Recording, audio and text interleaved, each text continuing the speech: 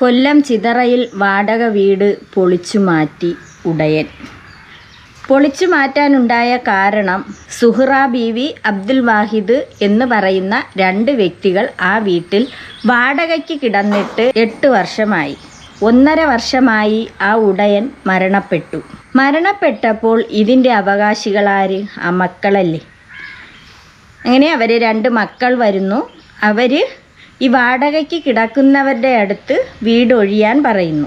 ഇതിനിടയിൽ വെച്ച് ഈ വാടകയ്ക്ക് കിടന്നവർ 2 പേരും കൂടി ഇതിൻ്റെ തൊട്ടപ്പുറത്തോട്ട് ഒരു ചായക്കട കണക്ക് അവർ കെട്ടി, അവിടെ ഇല്ല സ്വന്തം വീട് പോലെ ഹോട്ടൽ കണക്ക് അവിടെ കച്ചവടവും തുടങ്ങി. ഇങ്ങനെ കച്ചവടം തുടങ്ങി വരുന്നതിനിടയിൽ അവർ പല പ്രാവശ്യവും പറഞ്ഞു വീടൊഴിഞ്ഞ് തരണം. അപ്പോൾ അവർ പറയുന്നത്, ഞങ്ങളിതിൽ 3 ലക്ഷം രൂപ മുടക്കി പണി ചെയ്തു. അവരെടുത്ത് ആരെങ്കിലും പറഞ്ഞാൽ അവിടെ ആ പെരയിടത്തിൽ കൊണ്ടുവന്ന് കട കെട്ടാനായിട്ട് പറഞ്ഞു. അവർക്ക് ആ വീട്ടിൽ എന്തൊക്കെയോ പണികൾ ചെയ്തു. അങ്ങനെ മൊത്തത്തിൽ 3-4 ലക്ഷം രൂപ തരികയാണെങ്കിൽ ഞങ്ങൾ ഒഴിഞ്ഞു മാറാമെന്നാണ് പറയുന്നത്. ആരെങ്കിലും അങ്ങനെ ചെയ്യുമോ? അപ്പം നമുക്ക് ആ ന്യൂസ് കേൾക്കാം. ഈ ന്യൂസുകാരെല്ലാവരും ഈ വാടകയ്ക്ക് കിടക്കണവർ അയ്യോ പാവം എന്ന് പറഞ്ഞുകൊണ്ടാണ് ന്യൂസുകൾ എല്ലാ ചാനലുകളിലും കൊടുക്കുന്നത്.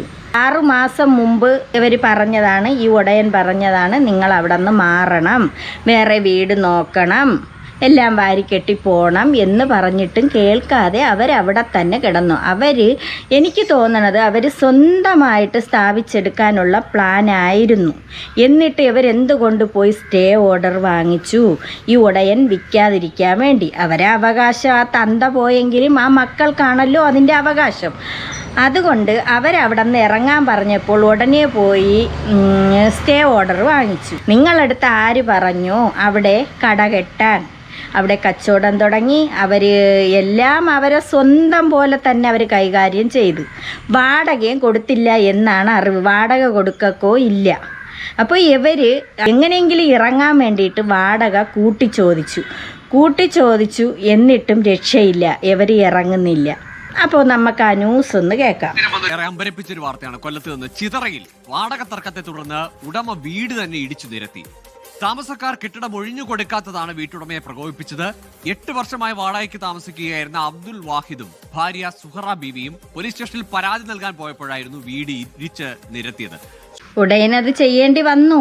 ഇവരെടുത്ത് പറഞ്ഞിട്ട് ഇവർ ഇറങ്ങുന്നില്ല. പിന്നെ അവസാനം ഈ ഉടയൻ അവരെ 2 മക്കൾ കൂടി ചേർന്ന് പോലീസ് സ്റ്റേഷനിൽ പോകുന്നു. അവിടെ ചെന്നിട്ട് പറയുന്നു, ഇതുപോലെ ആ സ്ത്രീ വന്ന് ഞങ്ങളെ ചീത്ത വിളിക്കുന്നു എന്ന്. അത് വെറുതെ പറഞ്ഞതായിട്ടാണ് പറയണത്. എങ്ങനെയെങ്കിലും ഇവരവിടെ പോലീസ് സ്റ്റേഷനിലോട്ട് ചെല്ലണം. അപ്പോൾ ഇവരെ ഭർത്താവിനെ അവിടെ ആ വീട്ടിലാക്കിയിട്ട് ഇവർ പോലീസ് സ്റ്റേഷനിൽ പോവുകയാണ്. അവിടെ ചെന്നപ്പോൾ പോലീസ് പറയുന്നു നിങ്ങളെ ഭർത്താവിനെ കൂടി കൊണ്ടുവരാൻ. അങ്ങനെ വന്ന് ഭർത്താവിനെയും കൂട്ടി ചെന്ന സമയത്താണ് JCB കൊണ്ടുവന്നിട്ട് ഇടിക്കണത്. ആ വീട് ഇടിച്ച് നിരത്തുന്നു. പക്ഷേ അവരെ സാധനങ്ങളൊന്നും പറക്കിയില്ല, എല്ലാം അതിനകത്തുണ്ട്. അവർ പറയുന്നുണ്ട് പുതിയ അലമാരയാണ്. ഒരു വീടാവുമ്പോൾ ഒരുപാട് സാധനങ്ങൾ കാണുമല്ലോ. അവരെ രേഖകളെല്ലാം മണ്ണിൻ്റെ അടിയിലായി. അതുപോലെ പാത്രങ്ങൾ, ഇവർ ചോറ് വയ്ക്കാനായിട്ട് അരി അടുപ്പത്ത് ഇട്ടിട്ടാണ് അവർ പോയത്. അപ്പോൾ അതുപോലും അവർക്ക് വേവിച്ച് കുടിക്കാൻ പറ്റിയില്ല. അവർ തിരിച്ച് വന്നപ്പോൾ കാണുന്നത് ഇടിച്ച് നിരപ്പാക്കി ഇട്ടിരിക്കുന്നതാണ്. ഒരു സാധനം കിട്ടിയില്ല, എല്ലാം നശിച്ച്. ഫ്രിഡ്ജ് ഉണ്ടായിരുന്നു, പുതിയ ഫ്രിഡ്ജായിരുന്നു, അലമാര പുതിയതായിരുന്നു.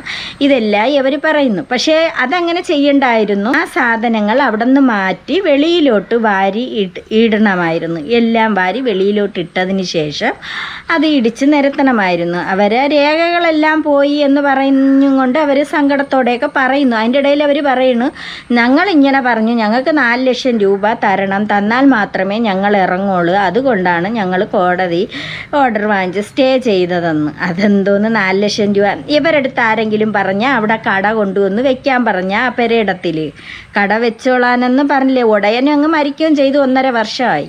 അപ്പം ഇവരവിടെ കടയും കെട്ടി. പിന്നെ എന്തൊക്കെയോ പണി അവർ ചെയ്തെന്ന് പറയുന്നു. ഈ വാടകയ്ക്ക് കിടക്കണ വീട്ടിൽ എന്തിനാണ് നിങ്ങൾ പണി ചെയ്തത്? അല്ലെങ്കിൽ തന്നെ എഗ്രിമെൻ്റ് എഴുതണത് എന്തോന്നാണ്, 1 വർഷത്തേക്കാണ് അത് എഴുതണത്. ആ 1 വർഷത്തെ സമയം കഴിയാറാവുമ്പോൾ ചെന്ന് അടുത്ത വീണ്ടും നിങ്ങൾക്കിപ്പോൾ എത്ര വർഷം, 1 വർഷമോ 2 വർഷമോ അങ്ങനെ പരിചയമുള്ളവരാണെങ്കിൽ അങ്ങനെ കൊടുക്കും. ഈ പറയുന്ന ഞങ്ങളും വാടകയ്ക്കാണ് കിടക്കുന്നത്. അപ്പോൾ കറക്റ്റ് വാടക അവർക്ക് കൊടുത്തു കഴിഞ്ഞാൽ ഒന്നും അവിടെ സംഭവിക്കൂല.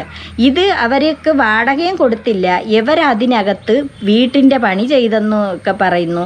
കട പണി ചെയ്തതിൻ്റെ പൈസ കൊടുക്കണമെന്ന് പറയുന്നു. കടയിൽ നിന്നും അവർ പണി ചെയ്യാൻ പറഞ്ഞതല്ല, അവിടെ കട വെക്കാൻ പോലും പറഞ്ഞില്ല. ആ മക്കളറിയാതെ ആയിരിക്കും ഇങ്ങനെയൊക്കെ ചെയ്തത്. അവരങ്ങ് മരിച്ചും പോയി, തന്ത മരിച്ചും പോയി. അപ്പോൾ ഇവരിതിലെല്ലാം ഇങ്ങനെയുള്ള വേലകളൊക്കെ ചെയ്ത് വെച്ച് കാണും. അതുകൊണ്ടാണല്ലോ ഇവരിങ്ങനെ ചോദിക്കണത്. ഇപ്പം 4 ലക്ഷം രൂപ വേണം, തന്നാലേ ഒഴിയോളം. ഗോകുലൊരു കുടുംബത്തെ പെരുവഴിയിലാക്കിയിരിക്കുന്ന സംഭവമാണ് ചിതറയിൽ നടന്നിരിക്കുന്ന കാര്യത്തിൽ ഒരു തർക്കവുമില്ല. അത് എന്റെ മുന്നിൽ നിൽക്കുന്ന ഈ വൃദ്ധ ദമ്പതികൾ, ഇവർ ഉടുക്കാൻ ഒരു തുണിയോ കഴിക്കാൻ ഭക്ഷണമോ പോലും ഇല്ലാതെ ഇങ്ങനെ നിൽക്കുകയാണ്. എവിടെ പോകണം, എന്ത് ചെയ്യണം ഒന്നും അറിയാതെ നിൽക്കുകയാണ്. 6 മാസം മുമ്പ് ഈ ഉടമകൾ വീട് ഒഴിഞ്ഞു പോകണം എന്ന് അവരോട് ആവശ്യപ്പെട്ടിട്ടുണ്ട്. പക്ഷെ അവർ 6 മാസം മുമ്പ് ആ വീട്ടുടമ പറഞ്ഞു ഒഴിഞ്ഞു പോകണമെന്ന്. എന്നിട്ട് അവർ കേട്ടില്ല. അവർക്ക് വേറെ ഒരു വീട് നോക്കാമായിരുന്നല്ലോ. അപ്പം ഇങ്ങനെ പോയി കഴിഞ്ഞാൽ ഇനി ആളുകൾക്ക് ഭയമാണ്. ഇനി ആളുകൾക്ക് വീട് കൊടുത്താൽ ഒരു കാലത്തും ഇനി ഒഴിഞ്ഞില്ലെങ്കിലോ എന്നുള്ള പേടി. എത്രയോ പാവങ്ങളുണ്ട് വീടില്ലാതെ കിടക്കണത്.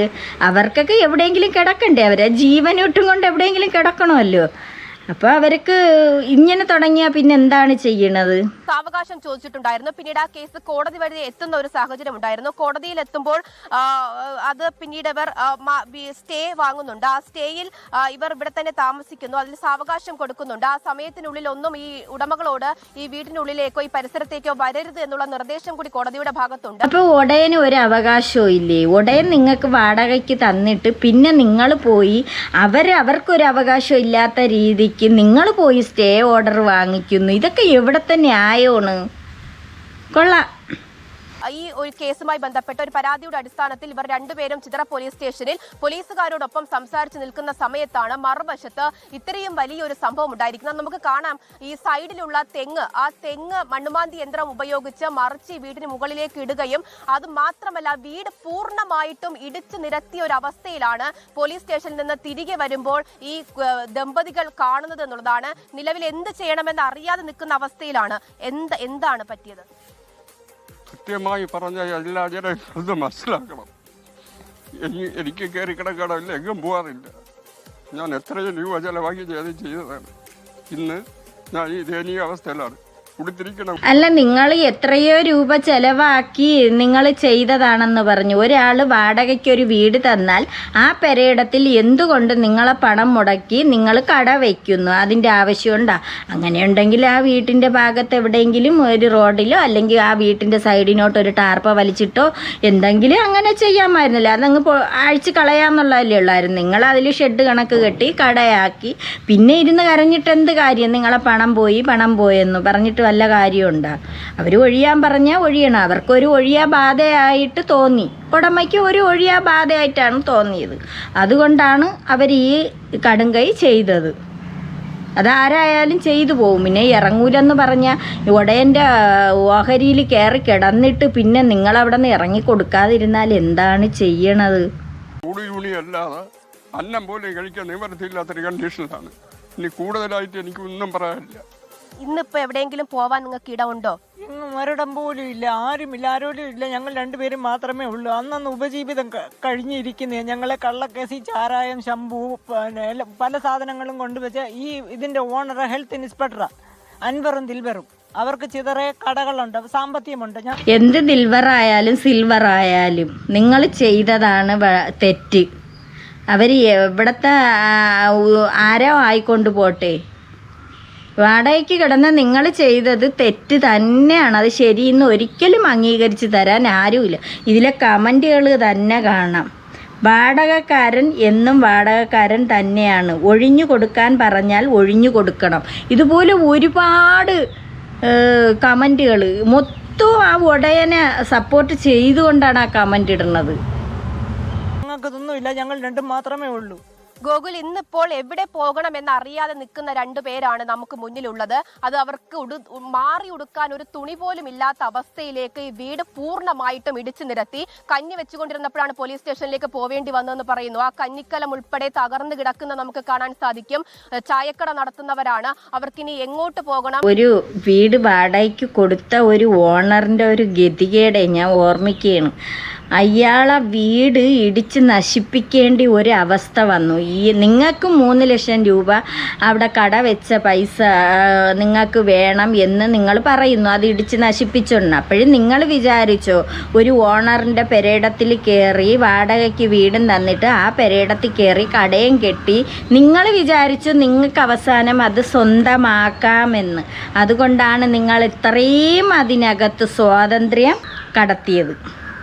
ആര് സഹായം നൽകും?